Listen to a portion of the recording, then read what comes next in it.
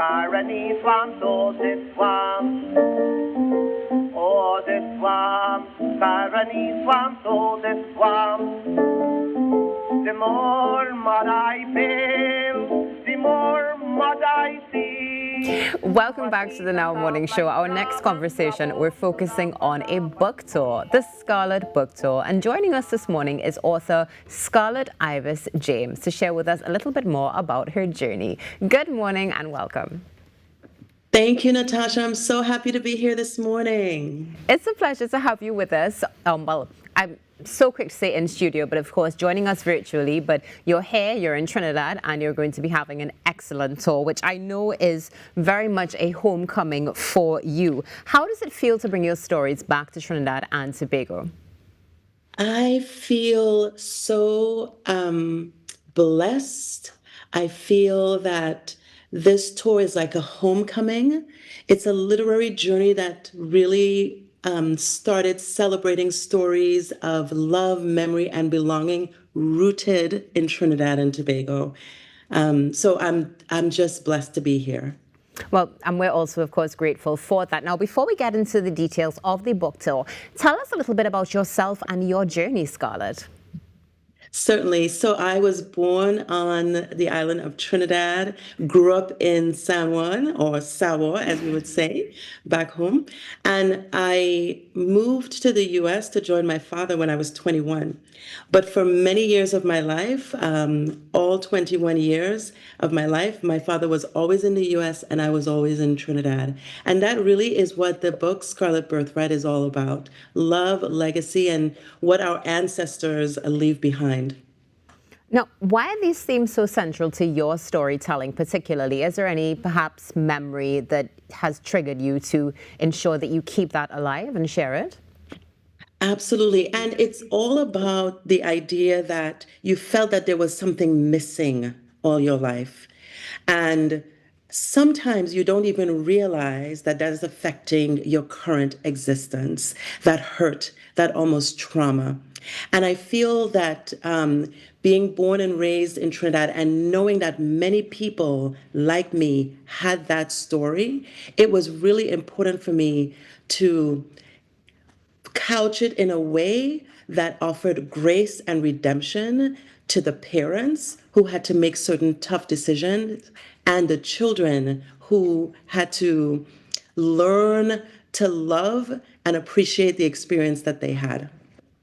Now, something that you mentioned there, as you reference children particularly, what do you hope that your younger readers take away and your younger writers take away from your experience? Because one of the things you've been praised for is how authentically you represent the Caribbean identity in your work.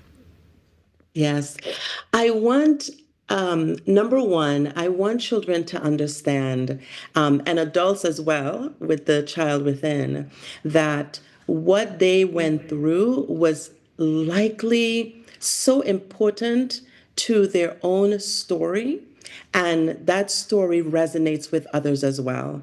And even though life might be tough, challenging, hurtful, being able to step out of that, understand the lessons learned from that, and then work to let others to lift others out of their own challenges as well, maybe the testimony and the experience that you uniquely tell.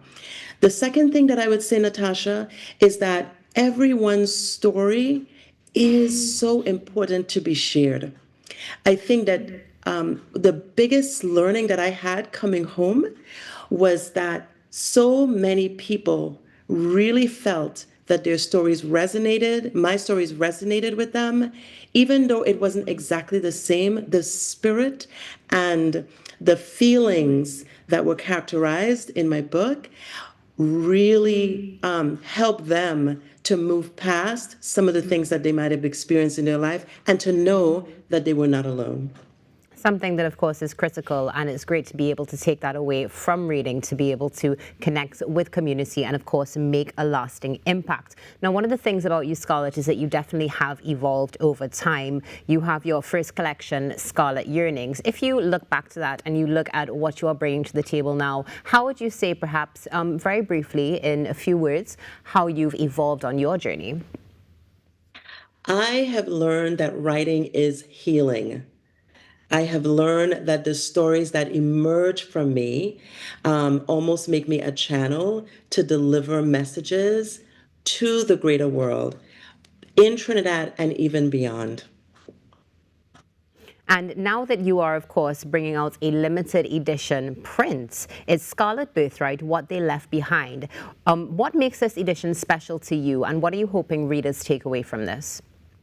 Oh my gosh, Natasha, Scarlet Birthright, the Caribbean edition, is almost a collector's version printed locally by Print on Demand in Trinidad.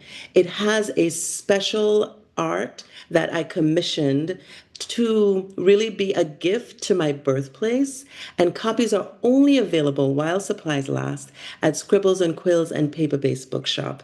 You'll take a special part of the Scarlet Birthright tour, but also have it forever. Now, as you mentioned, the Scarlet Birthright Tour, can you walk us through what the tour is going to entail and what we could really look forward to and what you're looking forward to as well?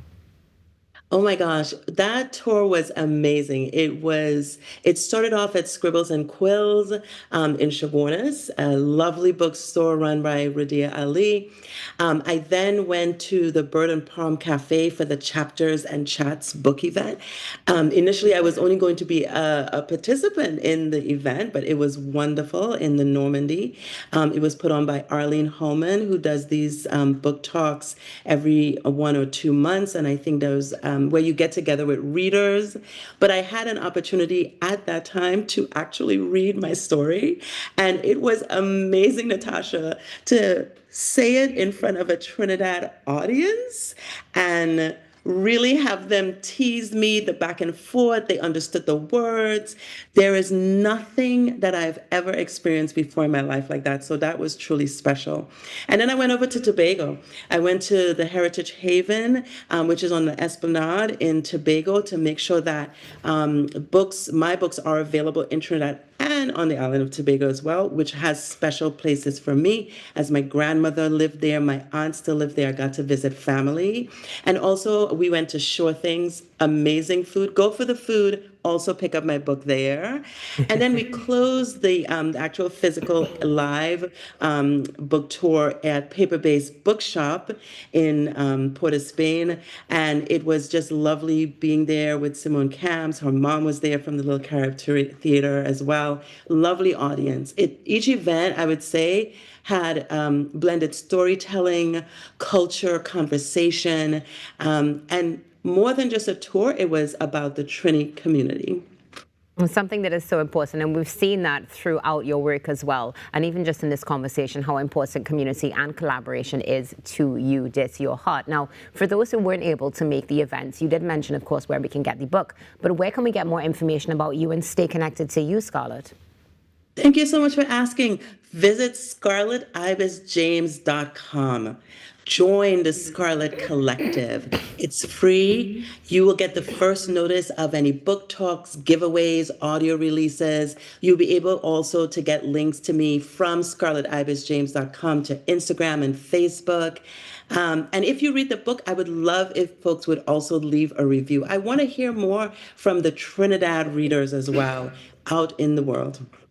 Excellent. Well, Scarlet, thank you so much for joining us this morning. It's been a pleasure to have you, and looking forward to seeing you continue to build that community and tell our stories with the world. Have a wonderful day. Thank you, Natasha. Our pleasure. Scarlet Ibis James, author, with us this morning on the Now Morning Show, chatting about the recent Scarlet Ibis Book Tour that took place throughout Trinidad and Tobago. Stay tuned. There's more coming up after this break. Oh, this swamp, Carani swamp, oh, this swamp. Oh, this mosquito sound like crab and crabble stood up and laugh at me.